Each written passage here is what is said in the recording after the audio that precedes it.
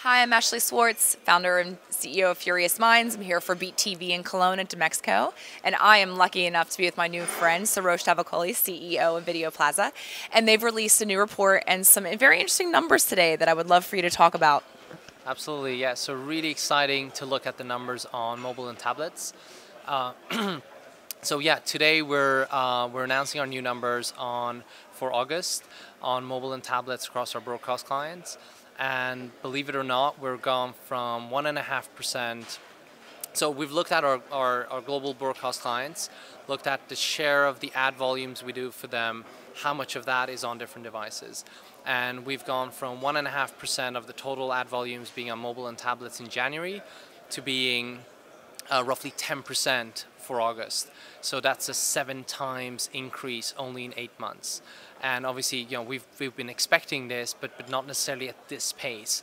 They're all building new services. They're all kind of integrating into different devices, and obviously on the back of that now, the volumes are coming in. Well, this is incredibly important, right? Because we were talking a few moments ago about inventory building and getting that momentum, and then monetization follows shortly thereafter.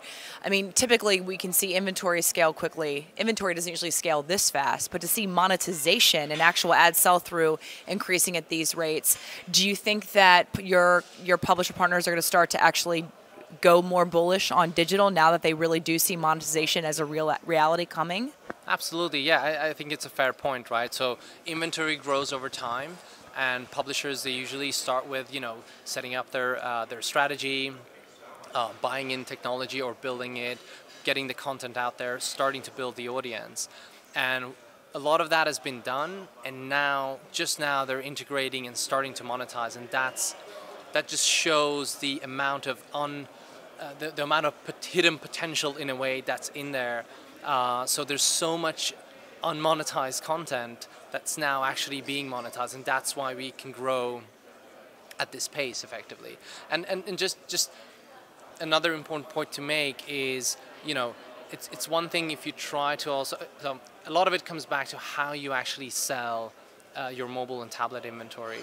And what we've found being successful is when you can integrate it into your existing advertising offering.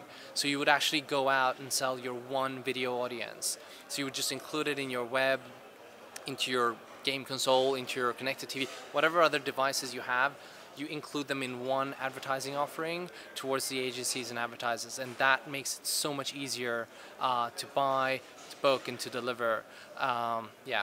Right, and I mean that aggregation allows for the buying of audiences, right? So there's less waste, which is, I think, important for advertisers that are going bullish and share shifting from TV to video. So we're in Cologne, so I don't, sort of want to overlook that point. I would love for you to talk about the German market and some of the things that are unique specifically for you as far as the solutions and services you provide, and what do you need to, what is top of mind in in Germany in particular as far as a larger European picture and unique that is important to consider when advertisers are investing here and when publishers are actually trying to start to monetize their content? Yeah, so the German market is extremely exciting.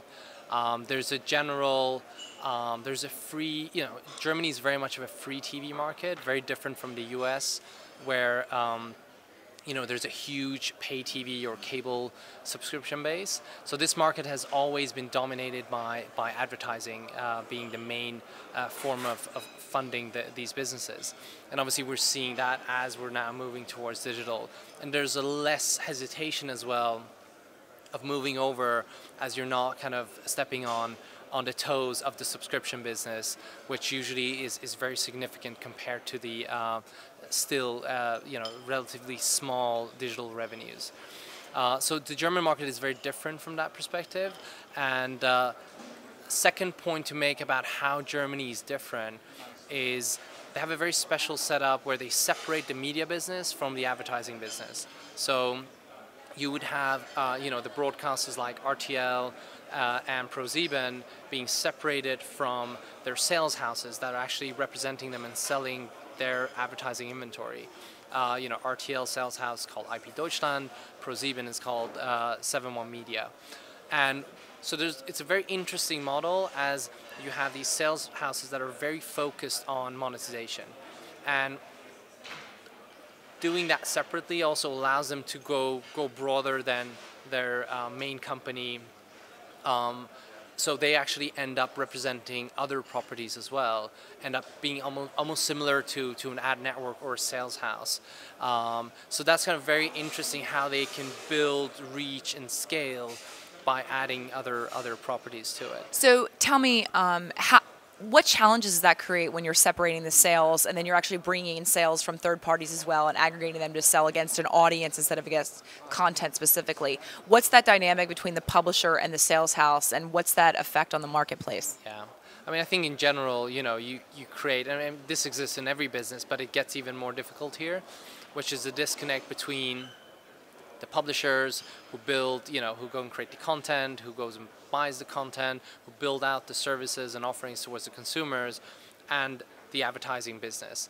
And they obviously need to communicate more. They need to have, strategies need to be aligned, plans need to be aligned. So we're seeing sometimes the right hand doesn't know what the left hand is doing. So there might be, new devices.